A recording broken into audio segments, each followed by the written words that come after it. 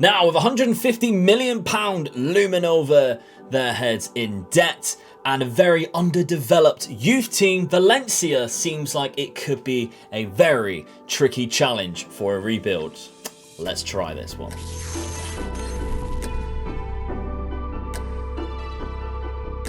So Dad, we're back again. We have a foreign team this time. The first time that we're doing a team outside of England. But for the next one, we're going to do lower league, aren't we? We've had a few requests for lower league. What is the lower league team that you're picking for this? I'm going to go for Nottingham Forest. Got a lot of history with Nottingham Forest. I've been there quite a bit, so I'm going to go for Nottingham Forest. Nottingham Forest, that's a good one. I'm going to go with Sunderland, and I'm actually glad you picked Forest because that's the two most requested ones that we've had so far. So the next rebuild, Nottingham Forest or Sunderland?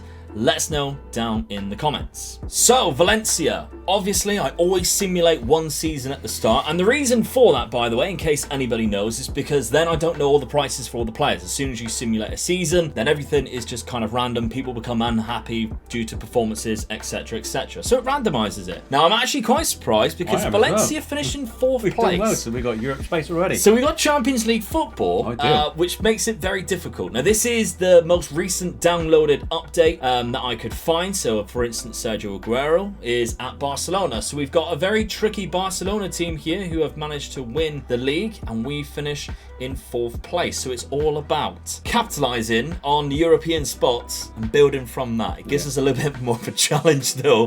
We need to be succeeding straight away. How much money are we going to have? So as you can see, we have taken over Valencia on the 1st of June 2021. However, we have come back before we usually would. And the reason for it is because on our inboxes, we have a bit of a takeover happening. So yes, we have a targeted takeover happening, which means we might go into some kind of transfer ban right now while that starts happening, but we'll soon see. And it's causing a little bit of problems with obviously the transfer window. Another thing, which we have alluded to already in the intro, is of course we have this very big looming debt of £150 million. Seems to be the in thing in Spain at the moment, doesn't on it? our shoulders. It does seem to be that. Some kind of tax dodging, maybe, I don't know. But it does seem like we have got a very long time before we can start clearing this debt. So I think using the Champions League football money might be a good idea, and we have to be quite careful with our finances. Okay, so transfers in. We'll start with transfers in to begin with, because I've gone with a couple of players we are actually familiar with. Brandon Williams being one of them. From Manchester United, a loan deal. I really do feel like Valencia, because of the money troubles that we have, we're going to have to rely on the loan market. Yeah, definitely. And to be honest, there's a lot of value in some of the loan market players, especially the ones from the UK. Using the fact that my nationality on this game is English means I attract the English talents. For example, we also managed to bring in Curtis Jones. Phenomenal player. Two good players they are. Exactly. Two really good young English players, especially Curtis Jones. He's a bit of a favourite here on the channel. And Brandon Williams, of course, from my favourite club. And we have bought a player for £10 million, Lazaro. Now, this guy is a bit more for the future because starting off, he doesn't look that appealing, especially for £10 million. It doesn't look like he is a game changer yet. No. But he has a high potential.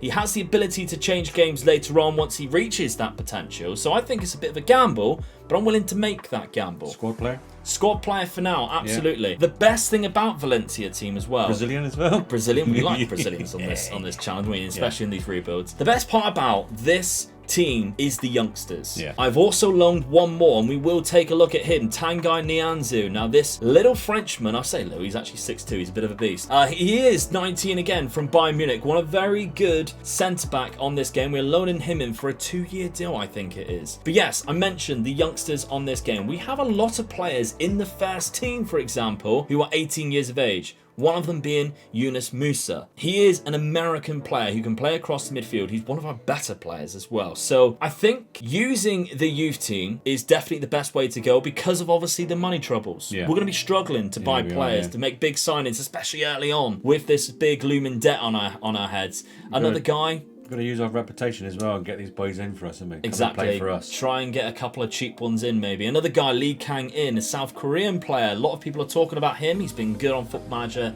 the last couple of years. decent potential. 20 years old now. I expect to see something a little bit better for a 20-year-old, but we'll see what he does. We'll see how he goes. And even a few like 24-year-olds is making it into our starting 11 as well. So let's take a look at the tactic then, because I built this one basically just to fit around this Valencia team. I'm going for a 4-4-1-1. The reason for it, usually I go 2 up top. We don't have the option up front. No. We have Maxi Gomez as a striker. Other than that, we have a couple of players who can play that, but nobody who I think is good enough for a 4-4-2 or that 4-2-2 that we've seen quite often here on the rebuilds. So we're going for this, a bit more defensive, a bit more secure, I'd say. We're only on a positive mentality. I've basically just built this as it is, and I've gone for overlap on the left-hand side because we have Jose Gaya, who is probably our best player, and he's unhappy at the minute. He's club captain. He is easily one of the best left-backs in the world. If we can keep him, he'll be good for the rest of the rebuild as well. He's only 26, so that'll be fantastic. So we're going to try and utilize this left-hand side with Jose Gaya, and maybe we can make some chances that way. But literally, this is a gegenpress tactic that I have just built from scratch, to be honest. Higher line of engagement, standard defensive line. We're going to see how that goes. Let's simulate the first season.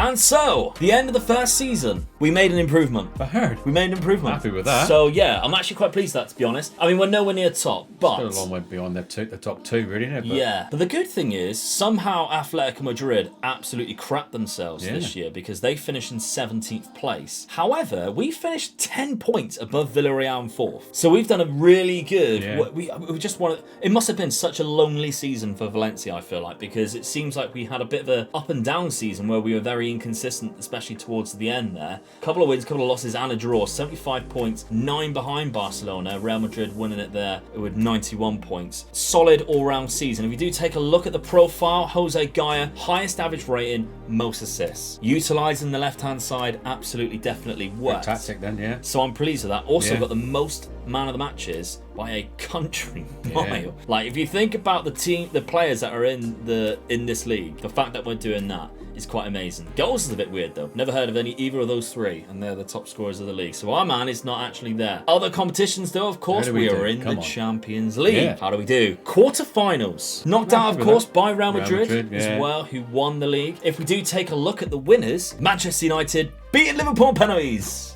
So I'm absolutely buzzing with that. Yeah. Real Madrid actually won it in the simulated season as well. So not bad being knocked out by the holders of that at all. And semi-final again of the Copa del Rey. So first time to lose in a semi-final. Yeah, Atletico Madrid managed to win that. Our fans would have been happy with that, getting to a final. Yeah, they lost to Barcelona on penalties. So another penalties finish there. So statistic-wise, Maxi Gomez played up top for us the most games, 48. Of course, I didn't fill that role, but he scored 22 goals. It's not bad. Yeah, it's happy with that. Especially considering where we finished, so he was solid for us. Assist-wise, we had a lot of assists, of course, from Jose Gaya, and Daniel Vaz, who seemed to have played a lot on the right-hand side, also picked up a lot of assists. So our fullbacks getting involved in the game, and I think that's the kind of the standard now for modern football, isn't it? Fullbacks becoming ever increasingly more important. I don't think we'd go very far now with a Gary Neville type of fullback, and maybe we'll be bringing Gary Neville up again at some point during this video for a very good reason.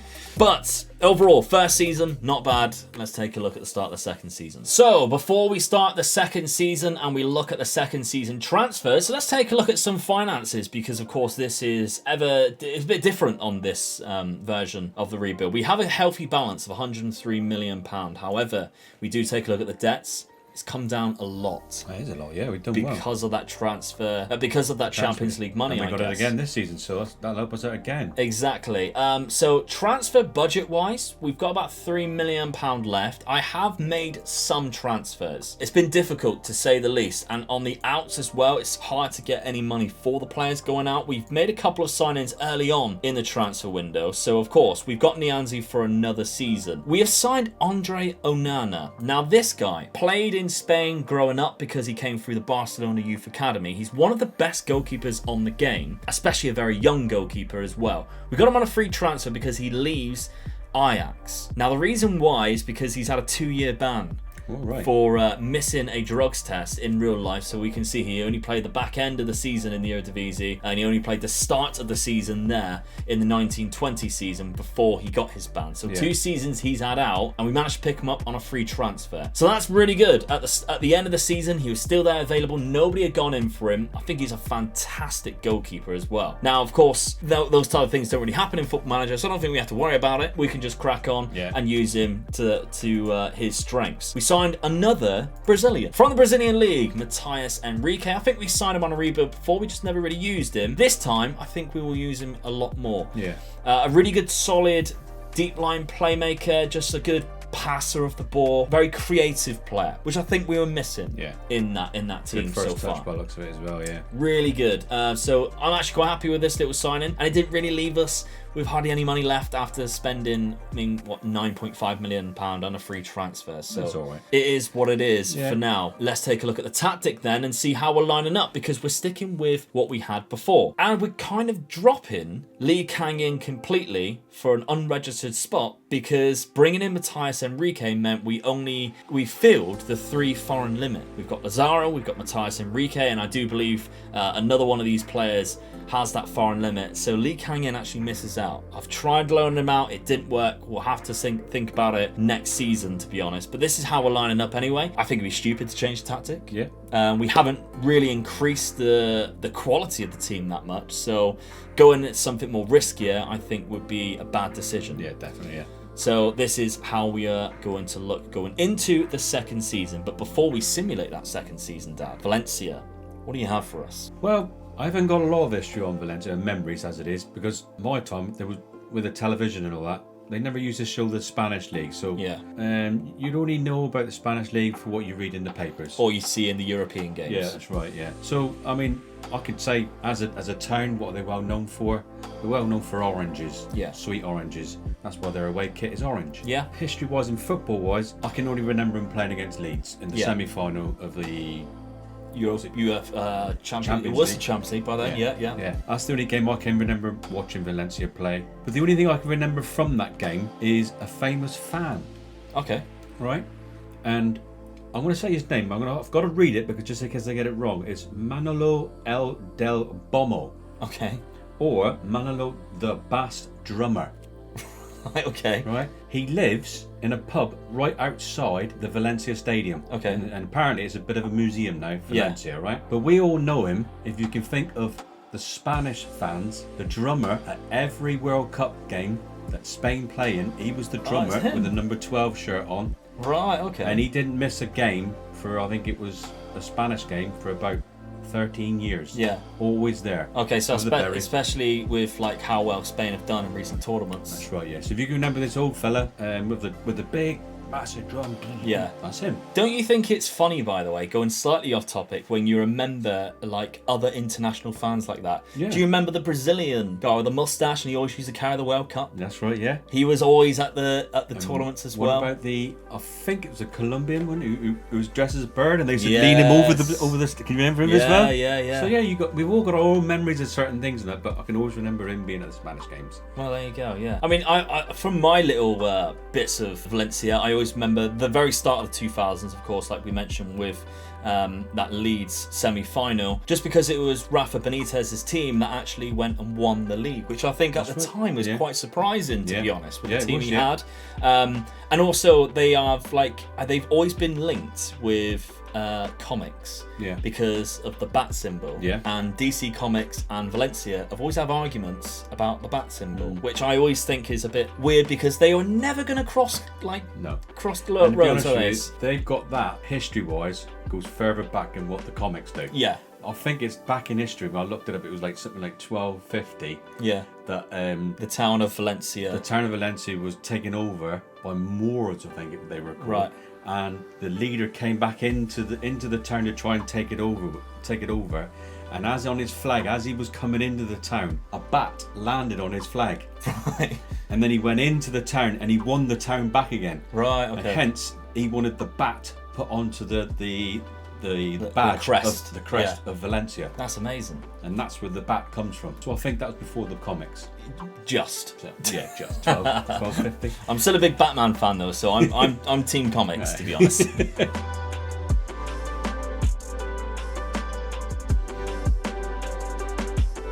So the end of the second season, and we're sitting in second place. I mean, it's definitely progress each time. We've done better than Barcelona. Oh. We've been done. One game that we lost, 3 games in the end. Yeah, we've been done on goal difference. I mean, we're quite far behind on goal difference as well. But yeah, that end of the season, we took a loss against Atletico Madrid 3-0 as well. So a bit unfortunate, to be honest, because at one point we were top of the league. So let's take a look at that point. If we do take a look at past positions and we highlight all 3. Barcelona, by the way, at one point down in 15th place. They've had to climb their way back up. They were out of the top 4 right into the very end of the season. But we were sitting top for mid-season as well. We were top of the league more than Real Madrid were for most of the season. Pretty much, yeah. That run there, Christ. So irritating how we've managed to drop off there, only in the second season. So this very conservative tactic, by the way, I think is working well in the Spanish league. I think it's doing quite well. Let's take a look at the competitions though, because of course, we still have Champions League football. And we were the runner-up of the Champions League. Hey, we got to the final. We got to the final. The fans are going to love us for that. Exactly. Come Another in second, Champions League final. Come in second and get into the final of the Champions League.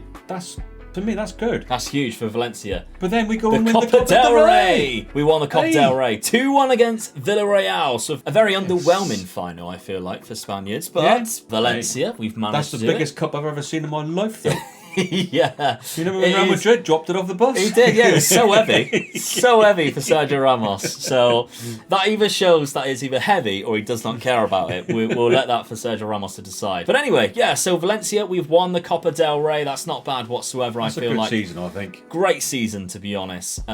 So the runner-up of the Champions League, who beat us? It was Liverpool, and it was extra time, which is even more frustrating. Yeah. I mean, we did get absolutely slapped in that final. Pedro, which is the guy from Flamengo. We signed a Flamengo player, Lazaro. This is another Brazilian from Flamengo. He has scored a brace against us in that final 100, 112 minutes, and 109 from Felix and Nacho. One thing it does show us, though, we need a striker desperately to take us to that next stage. Yeah, I'm inclined to agree with you, because a Maxi Gomez 6.4 average rating in that game is very dire. Yeah. And it maybe shows he has a low important matches. We also went down to 10 men before they scored their second goal. So Gabriel Palisa got himself a second yellow card. Unfortunately, we then played with 10 men. So a bit unfortunate in that final, to say the least. Disappointing, but good season. Great for finances. Yeah. Because every single time you go through the next round, you're picking up more and more money. So this is great for the finances, which we'll take a look at in a sec. Before we do, though, 28 goals for Maxi Gomez this season. He is getting over one. Over one in every 2 games. It's still good, though. So it's still good. Yeah. And 7 assists, and he's having a good average rating.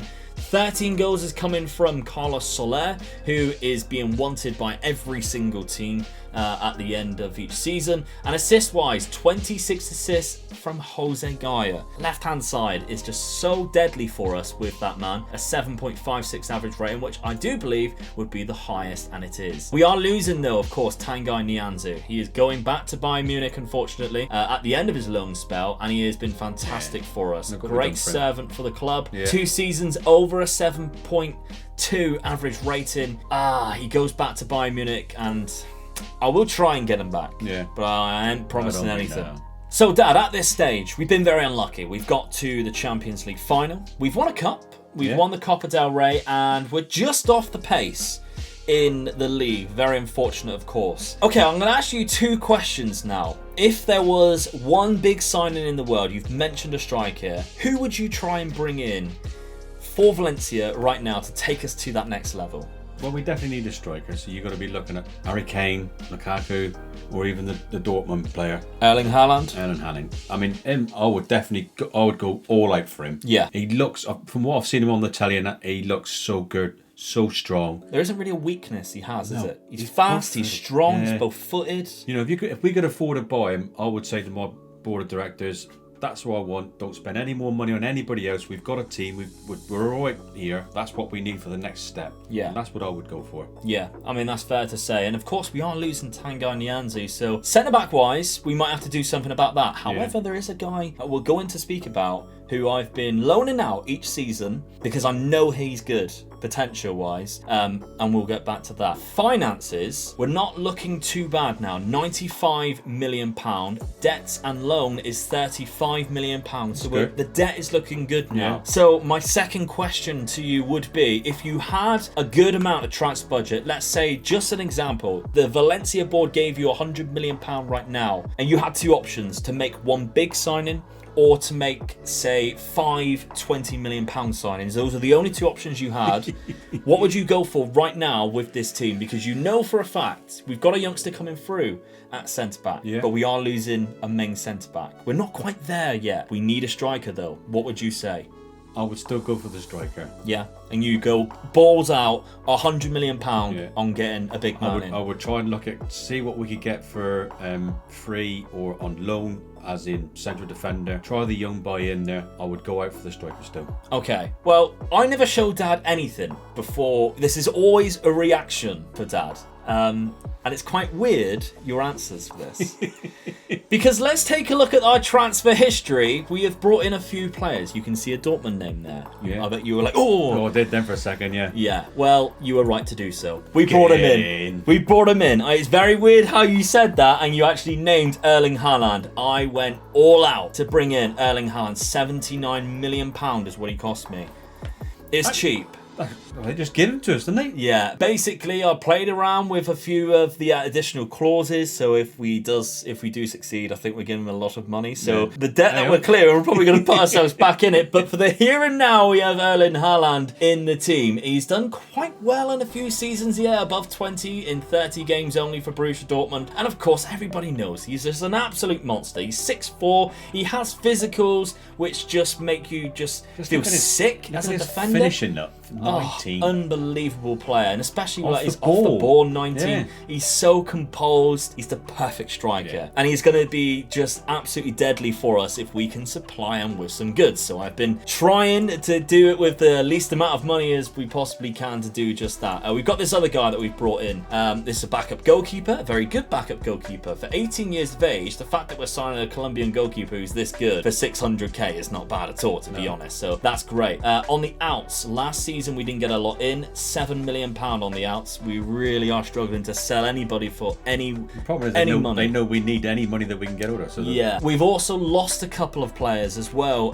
Daniel Vass, I think, has gone now for retiring because he is of age and he's just not quite good. So I've brought in Denzel Dumfries, and if you remember rightly from the Euros, this Netherlands right back was a bit of a talk of the town. He's very good for the Netherlands. He moved to Chelsea in this game, and we've loaned him because they're just not using him. So they picked him up for PSV, £23 million. Barely played him. He's played 10 games for Chelsea. I think Chelsea got about 3 teams, weren't they? They just lend two teams out, don't they? Yeah, they're constantly loaning players out. So I'm using him. I'm going to use him as our starting right back. I think he's absolutely fantastic. I think that's a good little pickup. Another one, the Dortmund lad we mentioned before. He's English, Jamie Bino-Gittens. He can play on both wings is what I like him for, and he's actually developed really nicely into a solid player. A very good bench player. Dortmund haven't really used him. He's played in the Dortmund second team quite often and did quite well, but last season he didn't play there at all, and I'm a little bit worried why they're not playing him. So we're going to make the use out of him because he is still fantastic. We have this guy, by the way, who came through the youth system. Looks quite a tasty player for 18 years of age. Maybe he'll pop up again later on. Tactics, though. I mentioned the centre-back. Here he is. Christian Mosquera. Now, I think he is almost as good as Nianzou. He has some more strengths, like his physicals are great. Pace is the only one that's under 15. 6'2". He's still just as tall as him. Maybe his technicals aren't quite as good, but he is very good at passing, and some of his mentals are decent as well. Good decision making, very good at positional play. So I think he slots in. I think he slots in. Something to work with. Yeah, it's time to give him a go in that centre-back role next to Gabriel Paulista, who is 32. So it might be a case we might have to find a replacement for him too later down the line. But this is how we are rocking. We're still sticking with this. Musa moves to the right and Soler comes into the middle. Haaland up top And we've got that position there because I do believe we now have, where is he? Lee Kang-in is back and we've managed to register him. So that is good. Positives coming into the team, so that attacking playmaker role can be used and utilised with whatever player that we have. Well, we should score more goals this season, so that's a good thing, I think. Yeah, we've got the Norwegian specialist striker up top. We're hoping for a lot of goals.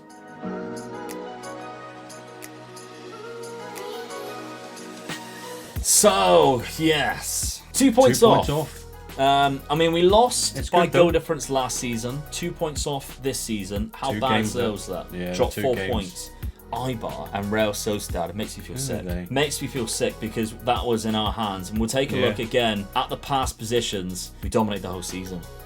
Absolutely dominate the whole season. Real Madrid were chasing us, it seems, for the whole season, and Barcelona really dropped off. They weren't even in it, were they, Barcelona? No, really? Not towards the end of the season. And if we do take a look, they actually finished quite far behind us in the end by 9 points. The good thing is, though, it's positive again. We're there and thereabouts still. Champions League again. Got to be happy again. Yeah. You know, we're Atletico Madrid, Barcelona, we're above them again for 2 seasons in a row. Not bad at all for Valencia. No. Erling Haaland, though, 44 goals. There we go. 44 just in the league, that is. Jose Gaya gets a 7.74 average rating. He is consistently the best player in the league and 23 assists because he's got somebody even bigger and better to aim at now. That's right, yeah. 15 player of the matches. Onana gets the clean sheets as well. 19 clean sheets. So we're doing really well statistically. Look at the goal difference as well. We smashed them in the goal difference this season. Real Madrid now are on a 3 league win run. Yeah.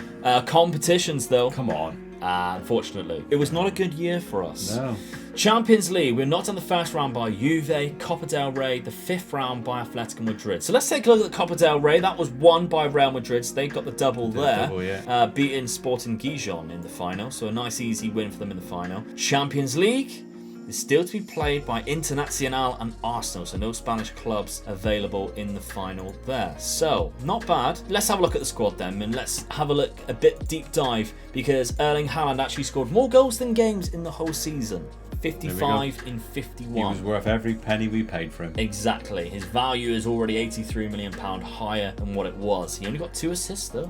He's lacking in that. Yeah, 31. Why is he going to pass to someone when he can put it in the back of the net? Pass, does he? 31 assists from Jose Gaya. That's the guy who needs to pass. And Yunus Musa, who plays on that right hand side, gets 12. We got a couple of 10s there from Lazaro and Guedes. Lazaro seems to be getting that spot, and he's growing into a very capable young man in that position. So I like the look of Lazaro definitely going forward. Denzel Dumfries seems to have done a good trick considering Chelsea did want nothing to do with him. He got himself 6 assists, a 6.9 for average rating. Not bad at all. Still some improvements though need to be made. Let's take a look at the 4th season. So the start of the 4th season. On the outs, we didn't make any money. Gabriel Paulista leaves on a free transfer as well. Unfortunately, he's 33 now, like we mentioned. We have brought in some people though. Let's take a look, because Jules Koundé is the man that we've replaced him with. An incredible centre-back. The only downside, I think he's 5'11", but that's still not too bad because he has great mentals and he's quite quick as well, so he can make up for it, I think. And with Mascara, 15 is good. Yeah, his position is decent. Yeah. Very good ball-playing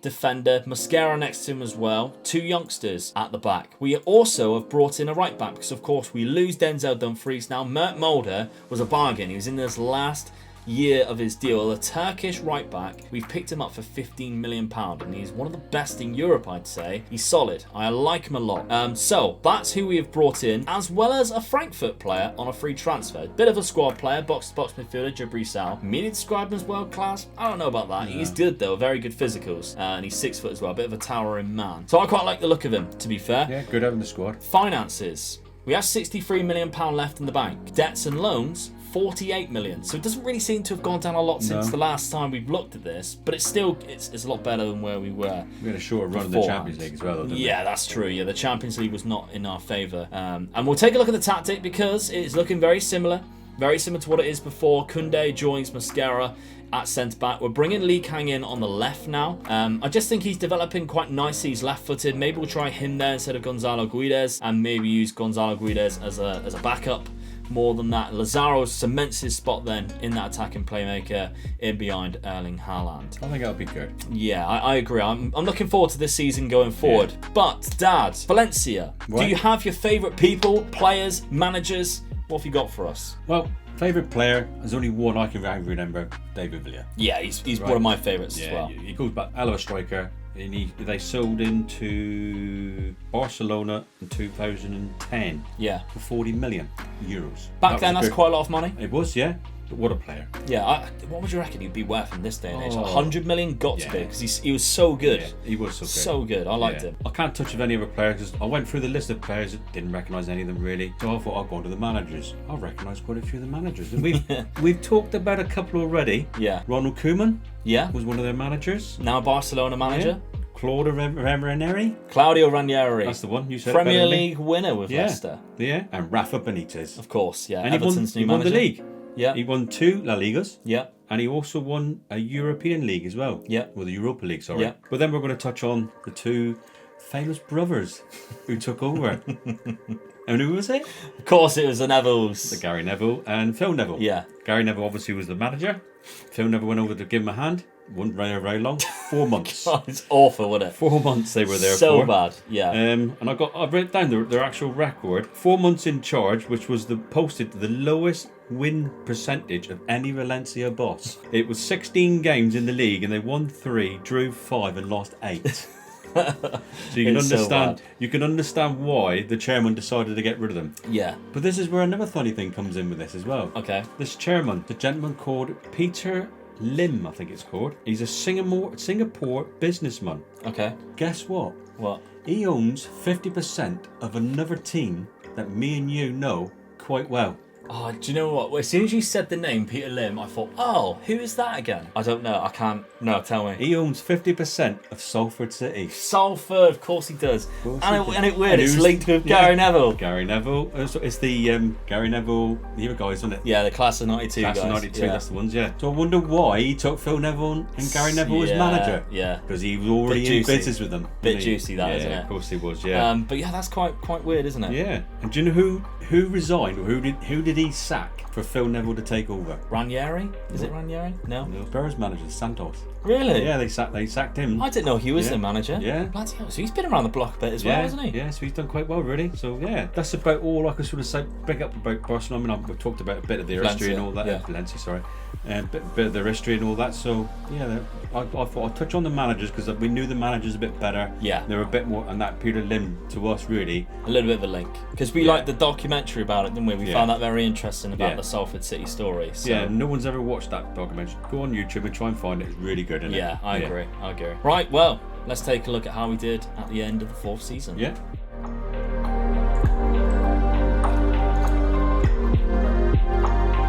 Okay, so the end of the 4th season, and unfortunately, it's not really gone our way at all. Barcelona got better though, didn't they? Yes. How good do they look at the minute? 105 points. Where has that come from? They only lost 1 game, look.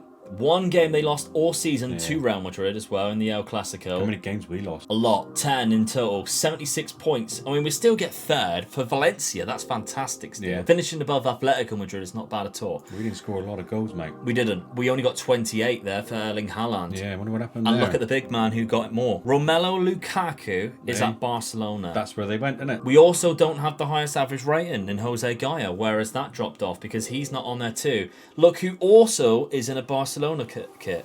Andrew Robertson. Hey. Barcelona, I tell you what, Barcelona are building an incredible team. They picked up Andrew Robertson for 13 million, which that's a steal for how good he is. He's only 31. Barcelona somehow, we're going to take a look at their team because it's absolutely ridiculous. Because if we take a look at just value alone, I mean, they got Pedri. We all know about Pedri. He's fantastic. And obviously here, he's 4 years better. They got Chiesa, the Italian, who was really good in the Euros as well. He was really good. He's there. They also have, of course, Frankie de Jong. They've managed to keep him. Locatelli, the really good Italian who's just moved to Juve. He was good in the Euros, wasn't he? Everybody who is decent decent. Pau Torres, the Spanish centre-back everybody's mentioning. Then they picked up Lukaku, who... That's what won in the league. £16 million they signed him for, and they pretty much just won in the league. We've just watched, actually, him destroy Chelsea. Destroy Arsenal, in that first game. Chelsea. Milinkovic-Savic, who Football Manager fans know as one of the best midfielders on the game. I mean, you might not have heard of him. Plays for Lazio in real life, and I don't know if he does that well in real life, but on the game, he's phenomenal. £67 million. They've been slowly building this incredible team. And now, look, they also have Harry Maguire. Don't know why they are signing these players, but they just have an incredible team. Ansu Fati, of course, is there as well. So to beat this team, we've had to have done something really special. What they've done, they've done the defence, sewn it up, and then went out and bought the biggest striker they could get. Yeah. And what do? They won the league easy. Yeah. I mean, it's kind of like what we did with Erling Haaland, but maybe they had better players beforehand. Competitions, though. Let's see if we managed to do any decent elsewhere. We were the Copa del Rey runners-up. Final again. Battered by Romelu Lukaku's 5-0. Did he score in that game? Let's take a look and see if he did. Erling Haaland actually got the top scorer of the competition with 4 goals there, but Romelu Lukaku got a hat-trick. There you go. In the final. Also, they have Robert Lewandowski. Hey.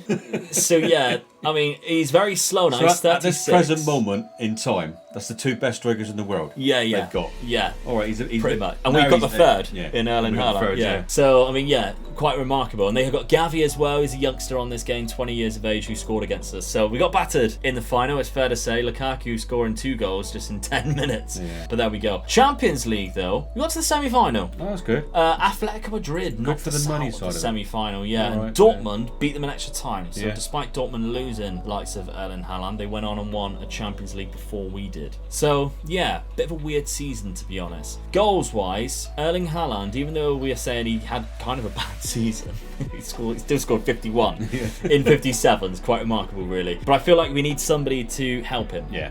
He's doing the business. He's doing what we needed him to do. Yeah. I mean, the Barcelona thing is just there that, we couldn't help that. So we need someone to help him now to see what we can do. Exactly. One thing I'm really pleased with, though, we've brought in Christian Mosquera. 7.21 average rating. He is the he's the second best, joint with Gaia in average rating. For a centre-back, that's incredible. Brilliant. Yeah. Really good. Assist-wise, Jose Gaia has dropped down to 11 assists compared to the 20-30 that he was getting beforehand. Bad season for Jose Gaia. Yeah. Still, not bad. We got 1 season left, though. 1 season to make a big difference. Let's see what we do in the transfer window. So, before we take a look at the transfers, our finances. £100 million in the transfer, in the overall balance. Yeah. The debts down to £17 million. That's good then. Not so bad at all. So we lost a bit there. Yeah, debt-wise, you just said to me then, while we were loading, I've got something interesting about that. It's something else I looked up with the history of Valencia and what's going on in Spain at the moment with the finances of clubs like Barcelona and Real Madrid. They're in so much debt, so I thought I'll look into see why. And in 2008, Valencia started building a new stadium. Okay. And because of the recession and they were in so much debt, they had to stop. So they've got not only the stadium they play at this present moment, but they're also paying for a debt that they've half built a stadium. Is in 2008. They've half built a stadium and they just can't afford to finish it. Really? And so that's probably why we just can't get that debt down because they're paying for 2 stadiums, really. Yeah, that is ridiculous. You think maybe half a stadium somewhere just sat there. Maybe they play the B team there or something, or reserves. I couldn't look into it anymore to find out any more. But all it just said was half a stadium's been built. That is amazing. So if you know any more, let us know down in the comments. Yeah, especially if you're a Valencia fan. I'd love to know a little bit more about that. I find things like that really interesting. And whereabouts in Valencia that stadium is? Yeah, is it local to the other ground? Because Mestalla, I think it's called, is the Valencia stadium. Yeah. It's a wonderful stadium, to be honest, but it is a very old and traditional stadium. Yeah. Okay, transfer-wise then, we have been very busy in the transfer window. Right. So, on the outs, we sold that guy that I mentioned earlier on, Ruben. He wasn't good enough to get into the first team, and I thought, this is the last year, might as well make the use out of him. He's going to go to Barcelona. He wanted to leave anyway. We have replaced him, though, because we've brought in Jose Ribeiro, who I think is slightly better to play at centre-back. So we've got 3 world-class centre-backs now. His heading's brilliant at 19. Far superior than the last 16, one. That's good. Yeah, so a Portuguese, he's 6'3" as well, so he's very tall. £33 million, so considering really we only paid like £4 million extra, I think this is worth it, despite the other guy being homegrown, as much as we like the homegrown talents. Yeah. But I still have signed more players because I brought in N'Golo Kante in the free transfer. Hey. I mean, that ain't bad, is it? He's a good player. Yeah, I mean, he's 34, but he's still amazing. Yeah. He's still absolutely incredible. You can keep him fit, he's good. Yeah, I mean, he still has natural fitness of 19, stamina of 15, so despite him being 34, he will still hold up. That's what you need in a centre midfield person, just there all the time, bang, bang. That's all you need, isn't it? 20 work rate, 20 teamwork. That's what we need in the midfield. Signing. Yeah, good signing. On a free transfer, not so bad whatsoever for how long he played for Chelsea, of course. Only one season at Leicester. It's quite remarkable, really, isn't it? So we signed 2 other players. One of them, the young Swedish striker, Alexander Isak. I love this guy, by the way. And in the Euros, he actually did quite well, considering it was his first major tournament. 25 years of age now. His physicals are amazing. He's 6'3", so we got 2 strikers. One of them 6'3", one of them 6'4". This is another really good Football Manager signing because we know how good he works in the match engine with his physicals. £50 million is what we picked him up for because Manchester City just... I don't know why they're not using him, to be honest. He played 22 games. He started 22 and played 28 in total and still scored 15. That's a good term, you know. Yes, and the average rating's high as well. 7.7 in the last 3 seasons. 7.8 before that. Look. Yeah, so I don't know why they transfer listed him, but we'll take it. Yeah, we're going to take him. We've also signed one new guy as well, Gunter Guigon, and this is a regen. £83 million on another centre midfielder, but he is incredible. He is absolutely amazing. He's 20 years of age as well, and the fact that he's this good at 20 is immense. Like, that is insane. 63 million pounds worth, 83 million pounds what we paid for him. He's had 1 full season with Bayern Munich at 7.18, and we've seen Dortmund win the Champions League or win some other things, so maybe Dortmund are kind of winning the Bundesliga. We can see that, to be fair. We'll take a look. Yeah, they are. They've won it the last 2 seasons. Bayern Munich weren't even in the top 4. So that is probably why this guy wanted to leave, because he was unhappy. He's not getting Champions League football. Even when it comes to a winning side. So this is another very good signing. So overall, I think this is my favourite transfer window that we've had throughout this rebuild, and it's all come down to this one last season. So for finally, I think what we'll do, we've made some huge signings. Let's have a look at the season preview and see where the media they still think we'll finish 3rd, which I do find quite insane. I'm surprised they put Real Madrid above Barcelona. Yeah, with how good they were. I think very good they finished last season. Exactly. We've made good signings. I mean, we don't know what Real Madrid signings have done, but we made some good signings, so I can understand why we're there. Yeah, but that's a surprise of them 2 slipping over. Absolutely. Pep Guardiola, by the way, is at Atletico Madrid as well, so it's not making it easy for us. No, it's not, is it? In the Dream 11, though, we have Ribeiro at centre-back, Mosquera, which is our other centre-back, they put him right back there, Guigel, our new signing, Isak, our new signing, and of course Erling Haaland. Barcelona have been busy, by the way, because they've just recruited Kylian Mbappe. £130 million Kylian Mbappe. It's not making it very easy for us at all. No, that's why they've made him favourites. That's why they've done that.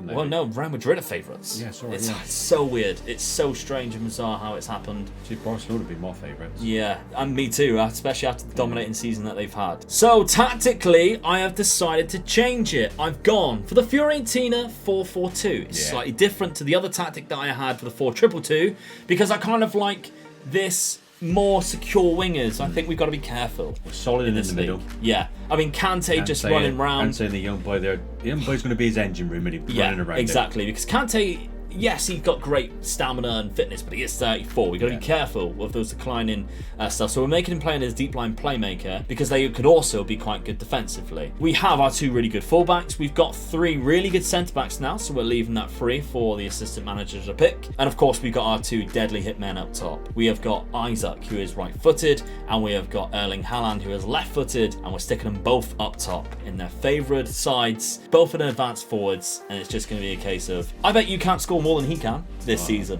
I'm going to try. And just have some fun with it. So I think this is going to be the most interesting point, is to see who gets the most goals. So let's simulate and see how we do at the end of the 5th season. So, we've only gone and won it. Champions. We walked it as well, look. Absolutely so easy. Look where Barcelona finished. Look at our goal difference, mate. Look at our goal difference. 101 goal difference. Those boys are up there saying, I'm having that, I'm having that. I told you, didn't I? I told you. It was just a case of who can score more out of those two, to be honest. Barcelona dropped down to 6. 6? Yeah, down to 6. Gijon finished above them. So they had a very very Madrid bad... in third. Yeah, very bad end of the season, look. Pepu? Pepu, exactly. Look at Barcelona's end of the season, because we beat them 7-2. God. So, how many did our boys score in that game? We'll take a look at that game especially. We lost one towards the end of the season against Pep. Pepu. But we did lose to Real Madrid as well. But the draws, Barcelona and Levante in a 4-4 draw, which is not bad whatsoever. So we've got a couple other competitions. Let's take a look at the Copa del Rey. Come on. The Copa del Rey was won by Villarreal and Valencia. We were in the final. Yeah, extra time. So that's quite unfortunate, to be honest. They beat us in extra time. Haaland and Isaac there with the most goals. It is unfortunate, isn't it? I mean, to be fair, we've done very well. We've pulled it back. Look, they scored earlier on. We scored right after. They scored in the 32nd minute. We pulled 2 back, went 3 up. Oh, no, they went 3-2 up. Then we pulled 1 back with Erling Haaland. And unfortunately, in the 93rd minute, they got a jammy penalty from Maxi Gomez, who you might remember was our player. Yeah. So that's unfortunate. That's sometimes how the cookie crumbles. But Dad, we won the league. We got to the Copa del Rey final. But what did we do in the Champions League? Let's take a look. Come on. We have won it. Get in! Both the big ones. 4-0 against Liverpool. Yes, absolute trouncing. Isaac with 1, Erling Haaland with 2, and Jules Koundé coming in with 1 as well. A battering of a very good Liverpool team who we have just sold, by the way. I forgot to mention this in the transfer window. Yunus Munsah, we sold him to Liverpool for £80 million this season. Thank you very much. Go and beat him in the final. Yeah. So that's not bad at all. Very happy with that Champions League win at the end, a double. But I think I'm most interested in who scored more goals this season after the 2 that we've seen. So let's take a look at the squad and the goals. Erling Haaland had 74. Isaac had 66. What a pair to have up front, though, eh? Imagine scoring 66 goals in 59 games and not getting the Golden Boot. It's insane, isn't it? But then again, he's got a winner's medal for the league Champions and the Champions League. And that's exactly what he come to us for, really. Exactly. And the weird thing is, as well, Erling Haaland decided to start assisting this season because he got 23. So they're just assisting each other. Yeah, that's the thing about it. You got 2 good players up there, and you only got to do it once or twice, and then it comes the other way, and then all of a sudden you've got 2 players who are playing for each other as well as a team then. Exactly. Jose Ribeiro, the centre-back we signed, scored 17. He was the 3rd top scorer. But that is because he's 6'3" with 17 jump reach and 19 heading. He's going to be really good in the air. Set pieces, he's going to be there, isn't he? Insane. So let's take a look at that Barcelona game at the end then, because that is immense. So our last 2 games, we beat Barcelona 7-2 and we beat Liverpool 4-0. So it's not bad at all. I mean, Erling Haaland got himself a hat-trick. What a game for the fans that would have been, wouldn't it? Exactly. At the We're going to win the league and we beat Barcelona 7-2. Incredible. What a way to send them off to the Champions League final. So that is amazing. So win it as well. I don't think I really need to ask you this, Dan, but success or not a success, that is 100% success. Yeah, 100%. Valencia is not a team that you would expect to do this good. We got to a tactics, didn't we? We knew we was all right at the back. Yeah. We decided we had to get someone to score goals, and look how it came off. We signed 2 world-class strikers in 3 years. You've got to score goals to win games. Yeah. I know the defence is still got to be good, but you've still got to score goals. And that just goes to show, isn't it? Exactly. But I'm going to say something now, son. Okay. I'm proud of you again. Yeah. And also, not many viewers will know this, at this particular time that this video was going out, he's going to be a dad again for another son. Another son. So he's going to make me a granddad again. So I'm really proud of him. There we go. Don't forget, brilliant stuff. Like button. Like button. Can you give it a like target? Make it a little bit lower because people might get to the end of this bit. Right, okay then. We're going to go... I'll do 1,000 then. 1,000. Okay. 1,000 likes. Come on, give us 1,000 likes. Can you get to 1,000 likes? And of course, you also need to leave a comment down below whether you want to see either Dad's pick of Nottingham Forest for the lower league or my pick of Sunderland. So there's 2 really interesting teams there that we can try and rebuild and bring them back to some kind of glory in the future. But thank you very much, Dan, for joining me once again. And we'll see you next Monday for another rebuild. Bye-bye.